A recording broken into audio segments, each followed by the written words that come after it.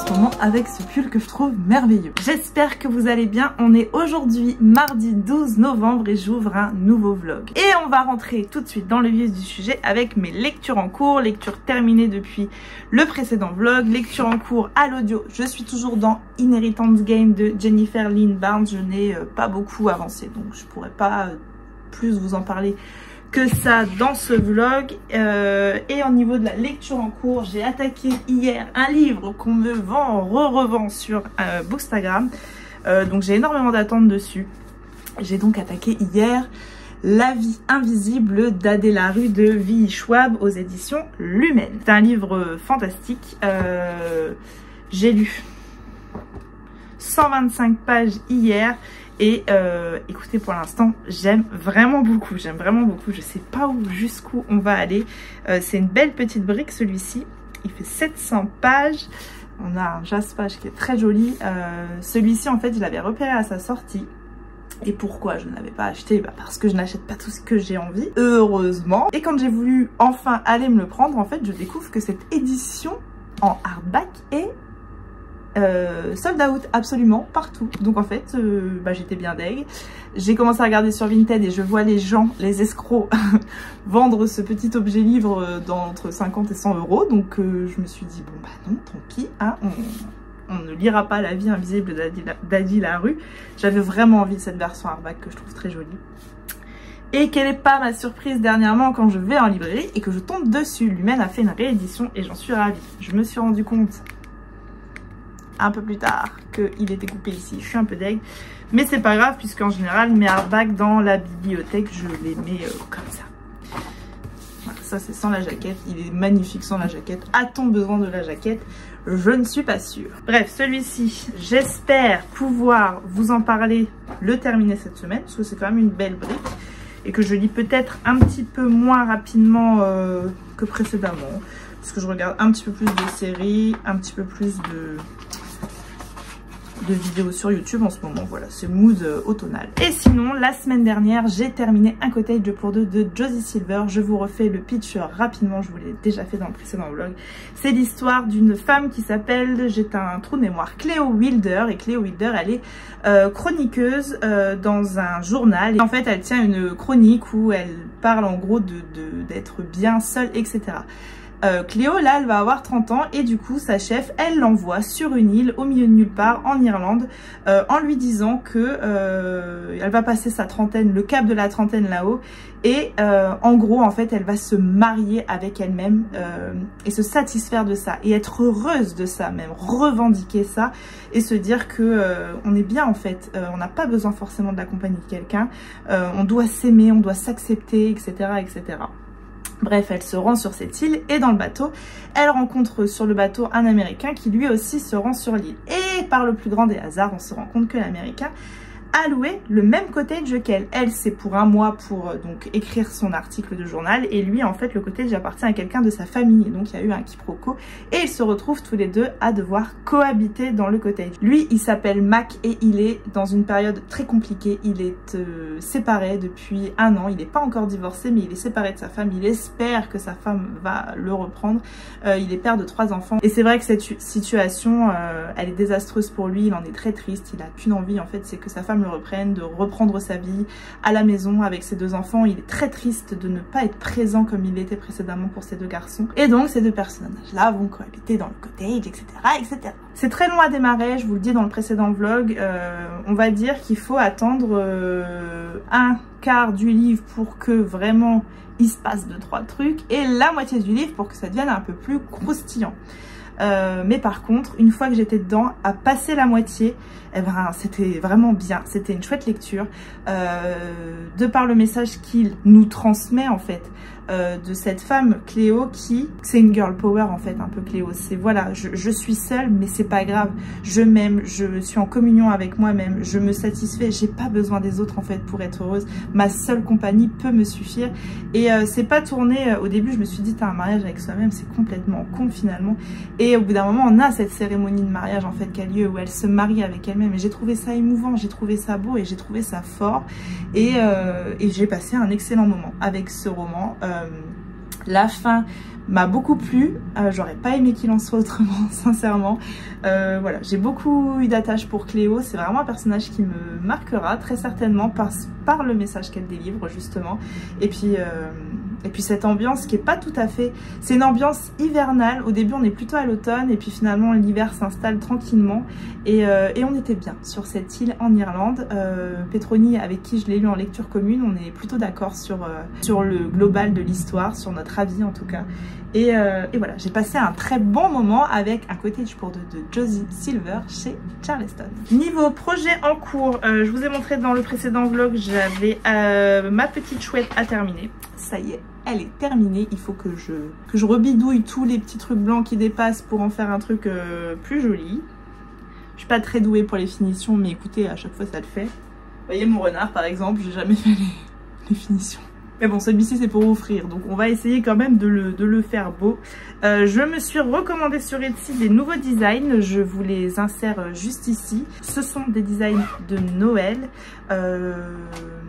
Voilà, il faut que je passe la commande cette semaine pour m'acheter mes fils, etc., etc. Je vais attaquer par celui-ci que je trouve très joli et je vais pour une fois, pour la première fois même, faire une broderie sur une toile noire. Il faut que je me commande de la toile noire, j'ai de la blanche mais j'en ai pas de la noire.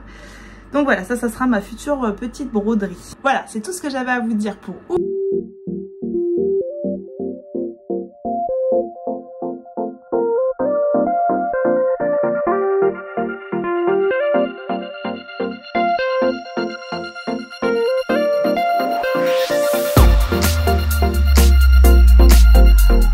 On est mercredi avec une coiffure quelque peu douteuse, mais écoutez, on a l'habitude. Je suis allée me promener hier en librairie, c'était pas prévu en fait, pour vous raconter ma vie, je me suis fait mal au dos, enfin j'ai mal au dos, je sais pas comment, depuis lundi. Et donc hier je suis allée voir un chiropracteur pour la première fois. Et comme j'avais des petites choses à faire avant, je suis partie de bonne heure, j'ai fait ce que j'avais à faire, il me restait un peu de temps, donc je suis allée en librairie. Je trouve que j'ai été relativement raisonnable, je n'ai acheté qu'un livre, j'aurais bien acheté un autre roman. En fait j'ai très envie de m'acheter un roman de Noël, mais je sais pas, il n'y a rien qui m'a dit, qui m'a fait waouh, c'est lui que je veux, j'ai pas su me décider. Sinon je me suis juste acheté La mort dans l'âme, le tome 3 de la trilogie de Mathieu Le Serre, donc je lirai le mois prochain. Je ne lis pas la 4e.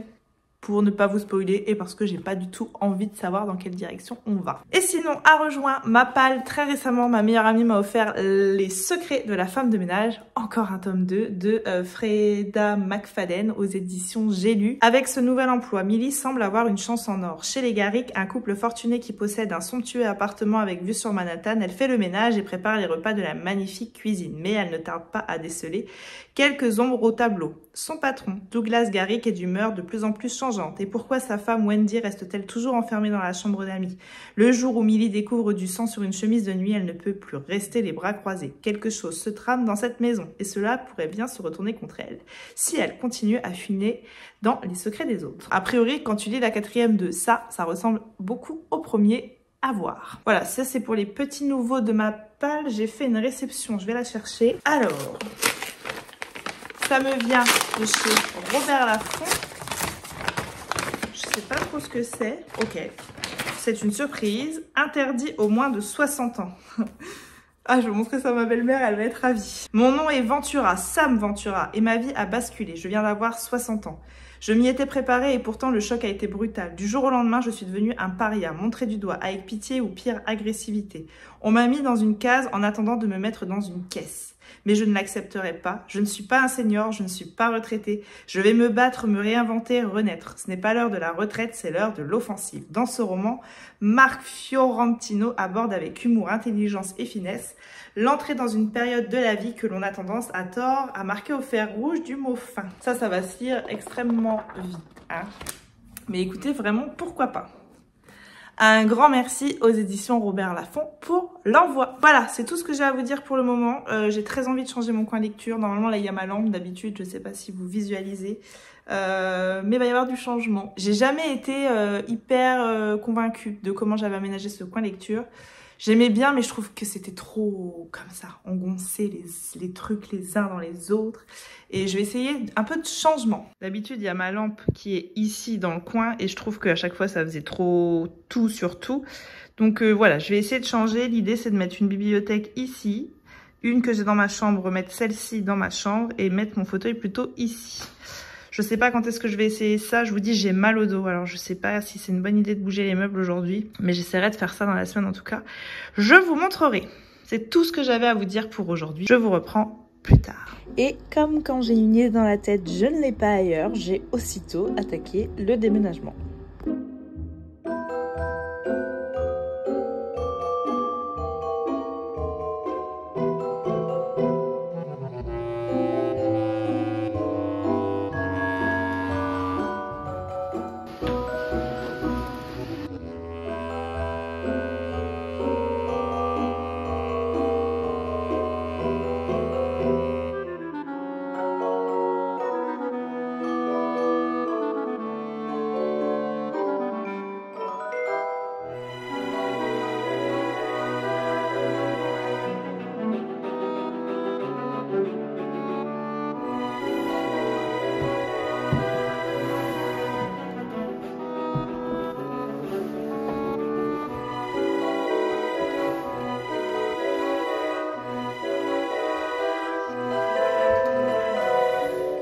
Bon, je pense que l'idée est là. J'ai encore tout entassé, mais écoutez, finalement, je crois que c'est comme ça que j'aime bien. Ça fait plus cocooning, plus, je sais pas, rassurant comme endroit. Donc voilà, ici c'est donc ma palle. Ici, j'ai décidé de mettre les livres hurlevents parce que je les trouve tellement beaux que je me dis qu'ils sont très bien dans mon salon. Ça, c'est ma palle que j'ai envie de lire rapidement. Là, je ne sais pas encore ce que je vais mettre, mais je vais trouver. Et là, je pense que je vais remettre tous mes graphiques. Donc voilà, il faut que j'achète une prise plate pour mettre sur le mur derrière, pour pouvoir brancher ma lampe, parce que du coup là c'est pas branché, sinon je devrais décaler de ça, ma bibliothèque ça n'ira pas du tout. À suivre. Ah oui, puis je vais redécaler un peu les cadres, évidemment. Voilà pour aujourd'hui. Je vous reprends, on est vendredi, je suis allée faire mes petits ongles ce matin, on est parti sur une petite déco de Noël tranquille. On n'a encore pas sorti les sucres d'orge, etc., etc.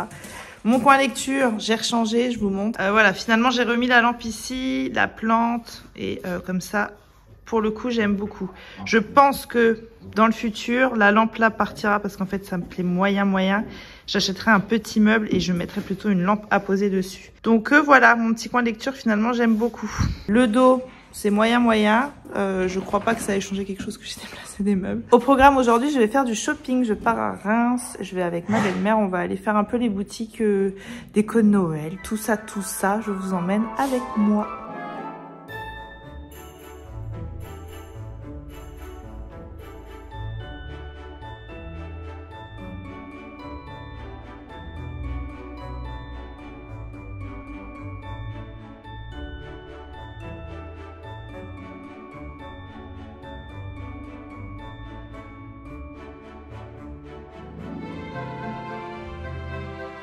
Je vous reprends, on est samedi matin.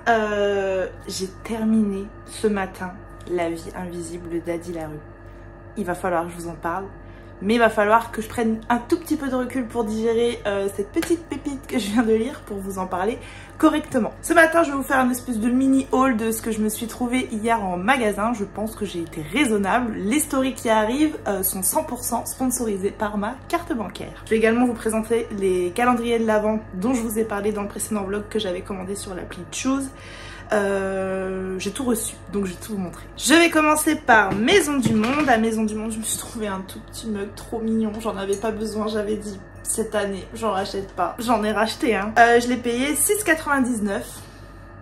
Franchement, il est trop mignon. J'ai pris ceci pour les garçons. Ça, je l'ai payé 5,99 chacun. Je trouve que c'était pas donné, mais voilà, nos soirées Disney, etc. Pareil, je les ai trouvés trop mignons. Hier, Owen m'a dit... En fait, Owen, il aime bien venir fouiller dans mon bureau parce qu'il sait qu'il y a toujours des trucs à trouver. Et hier, d'un coup, j'entends « Oh, qui c'est qui t'a envoyé ça dans un colis? C'est trop bien c'est pour toi, mais faut pas que tu le saches !» Enfin voilà, je les adore. Je me suis pris aussi une petite déco comme ça, bronze. Je la trouve trop jolie. Et ça, je l'ai payé 3,99. C'est pas donné les décos de Noël quand même. Hein. Après, il y avait 30% hier, je crois, chez Maison du Monde. Enfin, pas que hier, mais si t'as acheté 4 articles de Noël. Hors vaisselle, hors... parce que j'avais vu des coussins aussi. Mais hors vaisselle, hors coussins, hors tout un tas de trucs. En gros, les décos, quoi. mais j'en ai pas pris 4, donc voilà. Et j'ai pris une étoile pour mettre en haut du sapin que j'ai trouvé magnifique. C'est très rare que j'aime les décos en haut de sapin. Et celle-ci, j'ai flashé dessus et je l'ai payée 7 €. Ensuite, chez Flying Tigers. Alors, il y a des choses que je peux pas vous montrer parce que c'est pour des box que j'offre à Louise et Pascal. Alors, je suis pas certaine qu'elles regardent assidûment mes vlogs, mais dans le doute, s'abstenir. Sinon, j'ai pris pour les garçons des petites sucettes comme ça, au coca pétillant. Je crois que c'était 1 € limité. J'ai pris une guirlande comme celle-ci parce qu'en fait j'ai très envie de faire des photos. Je vais vous insérer ici le style de photo que j'ai envie de faire cette année et je me suis dit que cette guirlande là irait à merveille avec ces petites photos. Ça, j'ai dû la payer 10 €. Et un petit plateau de Noël trop kiki. Je n'aurais plus le prix en tête de ce petit plateau, mais voilà, les garçons ils adorent et j'ai besoin de me justifier. Ah oui, je me suis pris ça aussi à Flying Tigers parce que j'aimerais bien qu'on fasse des petites choses de Noël avec les garçons. Donc ça, c'est de la pâte autodurcissante. Quelle est la matière exacte? Argile pour loisirs créatifs. Ensuite, je suis allée chez Lush. Ça sent divinement bon. Et ils ont sorti une gamme chez Lush qui s'appelle Snow Fairy. Crème pour le corps, donc il y a absolument tout, gel douche, tout le tralala qui va avec, crème pour le corps. Couvrez-vous de cette crème au parfum de Barbapapa et profitez de sa magie nourrissante et adoucissante.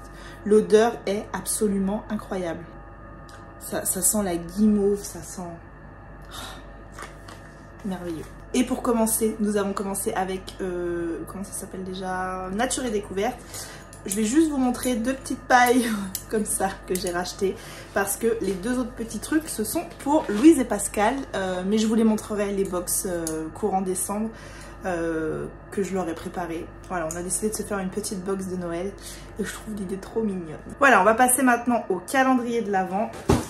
Celui-ci, je dirais que c'est celui de ma belle-mère. Pareil, elle regarde parfois mes vlogs, donc si vous êtes en train de regarder, coupez maintenant. Il est énorme. Tadam! Donc ça, c'est un calendrier de l'Avent My Little Box. Donc derrière, je vois qu'il y a des produits MAC, Cavaillès, Pixi, le Rouge Français, Caudalie, Nux. Voilà. Il est chouette en tout cas. Je suis très contente d'avoir trouvé ça sur Choose. Ensuite, j'ai reçu un petit calendrier de l'Avent pour les garçons. Alors, j'ai pas trop regardé. De ce que j'ai compris, quand je l'ai commandé, c'est une sorte d'aventure avec une case à ouvrir tous les jours. Donc, est-ce que c'est des énigmes? Est-ce que c'est... Tout ça, vous le suivrez dans mes vlogs de décembre. Petite parenthèse, je pense que je ne ferai pas de vlogmas. J'en suis pas encore sûre à 100%, mais je suis sûre à 90% qu'il n'y aura pas de vlogmas parce que je vois pas comment j'aurai le temps de faire. À suivre. Donc vous voyez, c'est un petit truc qui va s'ouvrir avec des cases, des décors. J'avais un petit mot avec, top secret pour les parents, certificat d'espionnage, une petite carte qu'il faut que je prépare d'espion. Chers adultes, vous avez entre vos mains un calendrier de l'Avent pas comme les autres et pour que la magie opère, l'Académie des enfants espions a besoin de votre complicité. Cette année, votre famille va résoudre une grande enquête en 24 épisodes audio, l'opération Baba Ganache. Votre mission, si vous l'acceptez, lire ce document top secret, accompagner vos enfants dans cette mystérieuse enquête, tout en étant de véritables complices de l'Académie des enfants espions. Voilà comment ça va s'ouvrir. Ok, il y a plein de trucs à lire, les épisodes, etc. Voilà, j'ai les réponses, c'est très très bien. Voilà, je vous l'avais dit dans le précédent vlog, les garçons ont des calendriers de l'Avent Funko Pop cette année. Et mon petit doigt me dit qu'ils en auront un autre, genre Kinder ou un truc comme ça. Il y a beaucoup de calendriers de l'Avent chez nous cette année. L'année dernière, il n'y en avait quasiment pas. Ça dépend des ans. Ça dépend de mes envies. Cette année, j'avais envie qu'on kiffe avec nos calendriers de l'Avent, donc c'est vrai que je me suis fait un peu plaisir pour les enfants, pour moi, pour mon mari, mais chacun fait comme il veut. Et il m'en reste un. Ah bah il est tout en dessous, j'ai posé mon bazar dessus, c'est très pratique. Oh, c'est joli le packaging. Tadam! Et c'est un calendrier de thé d'Aman, je le trouve magnifique. Peut-être que chez Choose, c'est les calendriers des années passées, très certainement même, j'en sais rien. Donc, bref, peu importe, de toute façon. Toujours 24 jours avant Noël. Il est très joli. Donc voilà, je ne regarde pas derrière, je ne veux pas savoir ce que je vais avoir comme thé. Voilà, ce que j'avais à vous dire pour ce matin, c'est un peu la course ce matin parce que j'ai des choses à faire pour la coopérative scolaire de l'école. On a rendez-vous chez le coiffeur pour les garçons. Je dois passer à la poste, enfin bref. Je vous reprendrai un peu plus tard, j'espère dans la journée avoir le temps pour vous parler d'Adi la rue.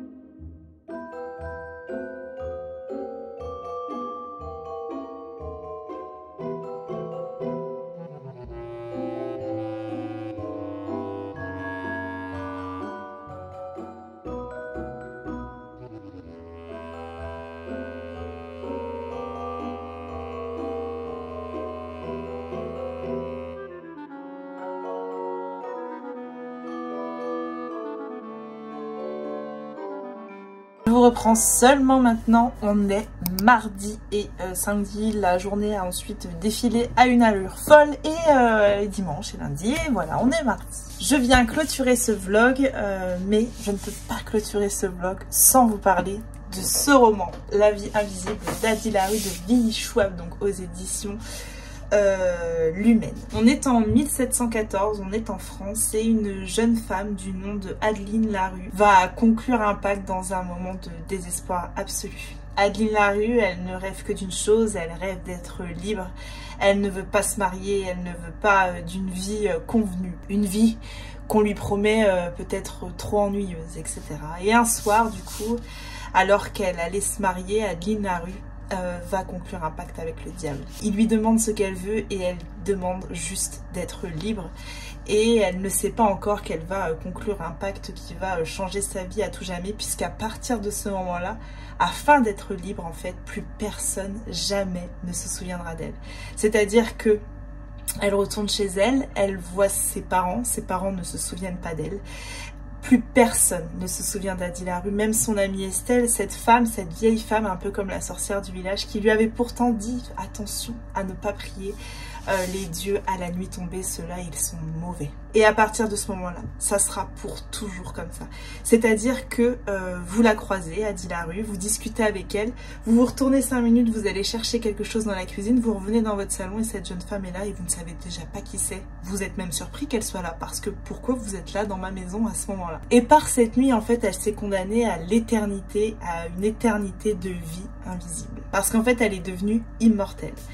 Elle va donc traverser les siècles pour arriver à aujourd'hui et en fait elle se débrouille comme elle peut pour survivre. Elle ne peut pas souscrire d'abonnement téléphonique parce qu'elle ne peut laisser aucune trace, c'est-à-dire qu'elle ne peut pas signer de contrat, le contrat va se détruire, elle ne peut pas écrire son prénom, le stylo ne laisse pas de trace, elle ne peut pas prononcer son prénom, elle ne peut pas dire qu'elle s'appelle Ady Larue parce qu'à ce moment-là les mots restent bloqués dans sa bouche.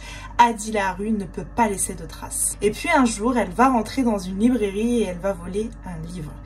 Et alors ça c'est un peu plus loin dans le roman déjà. J'ai hésité à vous le dire en fait, mais c'est écrit sur la 4e. Donc je me suis dit qu'en même temps c'était une grosse partie de l'histoire. Bref, elle vole un livre et le lendemain elle revient dans cette librairie en se disant qu'elle allait échanger ce livre. De toute façon le garçon de la veille ne se souviendra pas d'elle. Donc elle va venir en lui disant hier je vous ai acheté ce livre là, finalement il me plaît pas, est-ce que je peux l'échanger? Et en fait quand elle arrive pour échanger ce livre, ce jeune homme la regarde et lui dit mais vous foutez de moi, vous l'avez volé hier ce livre, je m'en souviens très bien. Pourquoi ce garçon se souvient-il d'elle? J'en dis déjà beaucoup sur l'histoire, mais bon, en même temps c'est une belle brique de 700 pages. Ce livre il est absolument incroyable, il est intelligent, tout l'univers qu'elle développe, Willy Schwab, dans ce roman-là, je le trouve très intelligent. Le fait qu'elle puisse pas écrire son prénom est un détail parmi tant d'autres. Des détails comme ça, il y en a des centaines. Elle parvient à construire un univers extrêmement complet, extrêmement complexe, mais très accessible. Je me suis parfois quand je lis des livres de fantastique, faut que je m'accroche un peu parce que j'ai du mal à voir où veut exactement nous emmener l'auteur ou l'autrice parce que ça part un peu dans tous les sens, parce qu'un univers fantastique parfois c'est complexe. Là il est complexe mais il est extrêmement accessible. Ça c'est un très gros point fort du roman pour moi. Et puis évidemment il y a cette fille Ady Larue qui est cette fille du 18e siècle qui était déjà en avance sur son temps, qui avait pas envie de cette vie pourrie qu'on lui promettait. Un personnage fort, un personnage marquant. Et puis évidemment il y a cette histoire avec le jeune homme de la librairie qui s'appelle Henri et qui, pourquoi il se souvient d'elle et toute l'histoire qu'il va y avoir derrière entre eux deux. Ce roman-là, il permet de voyager parce que Ady Larue, elle commence en France et puis aujourd'hui, elle est à New York, mais entre-temps, elle a vu du pays, elle a traversé les époques, elle s'est émerveillée, elle a vu naître la photographie, la télévision, elle a vu naître tout un tas de choses en presque 3 siècles et je sais pas quoi vous dire de plus à part que ce roman-là, je l'ai trouvé merveilleux, je l'ai trouvé beau, je l'ai trouvé poétique. j'ai noté un nombre de citations absolument incroyable. Et quand je lisais, je me disais mais c'est tellement intelligent. Pour exemple, je me suis dit la même chose quand j'ai lu Harry Potter, quand je découvrais des choses au fur et à mesure que j'avançais dans Harry Potter, je me disais oh mais c'est trop chouette, ça c'est trop intelligent d'avoir pensé à mettre un truc pareil, d'avoir créé ça en fait. L'imaginaire de l'autrice V.E. Schwab dans ce roman-là, il est fabuleux. J'ose pas trop vous en dire plus parce que j'ai déjà l'impression que je vous en ai dit beaucoup. Lisez La vie invisible d'Adi LaRue. Personne ne se souvient d'elle dans le roman, mais je vous assure qu'il va laisser une trace à vitam aeternam dans mon cœur de lectrice. Il m'a captivée, il m'a émerveillée. J'en avais entendu beaucoup de bien sur Instagram et je comprends maintenant pourquoi. Ensuite, j'ai fait une petite réception que je vais ouvrir avec vous avant de clôturer ce vlog. Ça me vient des éditions Albin Michel et il s'agit de mon calendrier de l'Avent 24 rituels réconfortants pour prendre soin de soi. Il y a donc des méditations, des recettes et des bains magiques. C'est un livre un petit peu perché comme je peux les aimer. Je peux hélas vous donner aucun exemple de ce que le livre comporte puisque ce sont des... C'est un vrai calendrier de l'Avent, c'est-à-dire qu'il va falloir que j'ouvre mes pages pour découvrir ce qu'il y a dedans. Alors, choisir ce livre calendrier de l'Avent, c'est s'offrir chaque jour un moment à soi pour se recentrer, se ressourcer, se faire du bien. On en a, je crois, tous besoin. Méditation, préparation d'un bain à fleurs de sureau, création d'une bougie parfumée aux huiles essentielles, recette de confiserie. Derrière chacune des 24 pages scellées de ce livre se cache un rituel de bien-être qui vous permettra de passer une fin d'année apaisée et d'en vivre pleinement la magie sans vous laisser emporter par le tourbillon du quotidien. Vivez chaque jour de l'Avent en pleine conscience. Je vois chocolat chaud blanc. Ça doit être bon ça. Un très grand merci aux éditions Albin Michel pour l'envoi. Sur ce, je vais clôturer ce vlog ici comme d'habitude. J'espère qu'il vous aura plu. N'hésitez pas à prendre le temps de liker, commenter ou partager votre instant de visionnage sur les réseaux sociaux. Moi, je vous reprends très vite dans un prochain vlog. Je vous fais des bisous. À bientôt. Bye.